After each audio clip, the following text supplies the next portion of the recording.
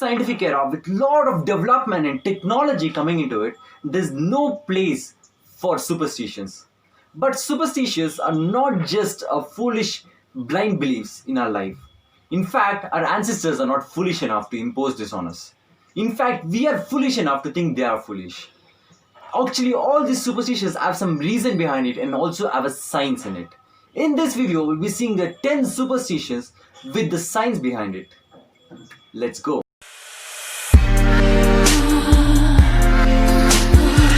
Has heard from their mothers saying you should not cut or wash your hair on certain days like Tuesday or Thursday.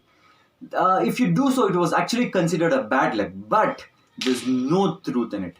This was a master plan by your ancestors to teach small children water management practices. Moreover, during those days, the barbers used to get holidays on either Tuesdays or Thursdays. So just to give them that one or 2 days break, many people decided not to cut or wash their hair on these days.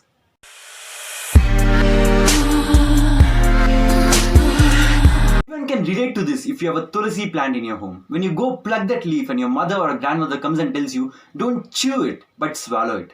Why should we not chew a tulsi leaf? The science behind it is, tulsi leaves contain a little amount of arsenic in it. If you chew the tulsi leaf, the arsenic will degrade your enamel. So there's actually so much science behind chewing the leaf and actually swallowing a leaf.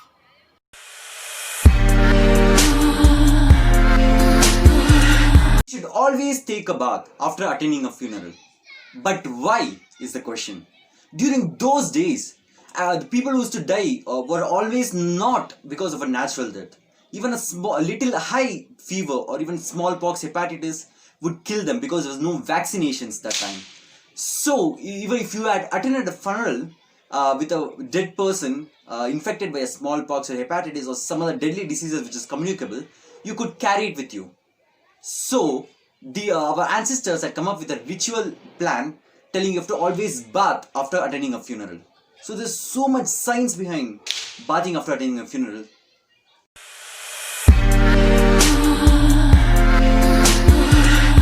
Falling on your body was considered a bad luck during those days. Because when lizard falls on your body, it emits certain chemical substances to protect itself from outside sources. So when it does so, if you touch that affected part and if you start eating anything, it could lead to food poisoning and many other deadly infections or diseases. So people started telling if a lizard falls on your body, it's actually a bad luck. So so that people actually go and bath and get rid of it.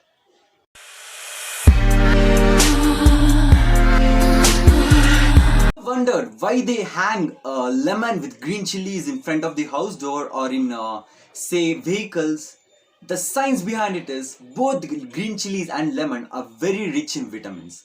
And these two lemons and green chilies emit an acidic odor which prevents insects and other animals from coming inside houses in those times. So this they follow to keep their houses safe from certain animals and insects.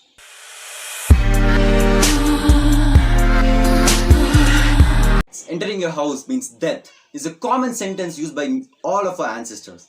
The science behind it is when bats come into your houses, they bring many deadly diseases into the house. And during those days, there was no good medical facilities, not very good development in medical field.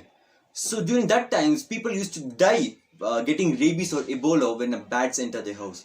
So it was a common sentence to say if bats entered your house, it's a death.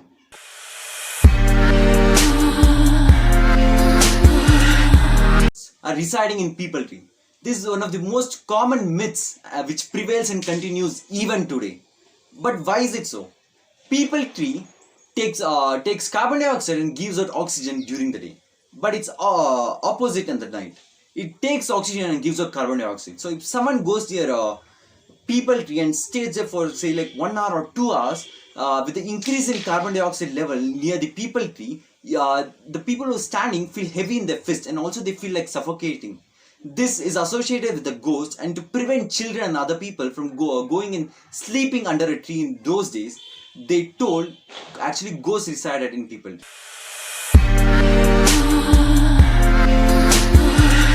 In many Hollywood films that if you throw coins into the river or fountain, it brings back your good luck. But it's actually not true, and the real truth and science behind it is during those days people used to drink water directly from fountains or rivers. So they made sure that water is should always be clean. So during those days the currency were made up of copper coins, and copper coins, we know it's a very good antimicrobial, it has very good antimicrobial property, and also kills 99.99 infection causing bacteria. So all the fathers during that ancient times taught their kids to throw copper coins into that river so that it makes and keeps the water clean in rivers and fountains.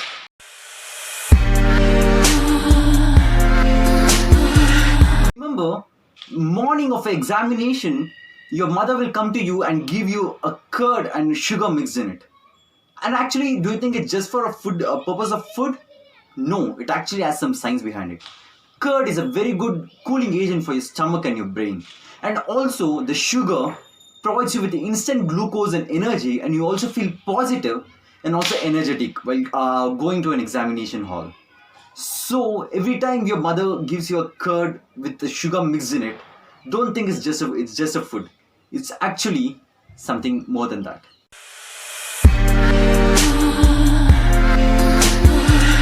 Wondered why do you keep lemons under tires of a vehicle after doing a puja and you actually ride over them?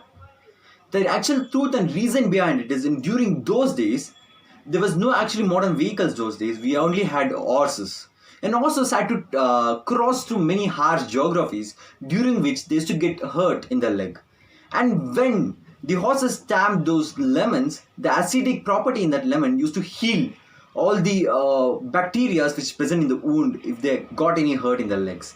So they used lemon for this reason in those days, and even today it has become a practice, and everyone keeps everyone keeps lemons under the tires of vehicles. If you like this video, please don't forget to like, share and subscribe. Meet you in the next video, guys, and until then, this is Ganesh Ks signing off.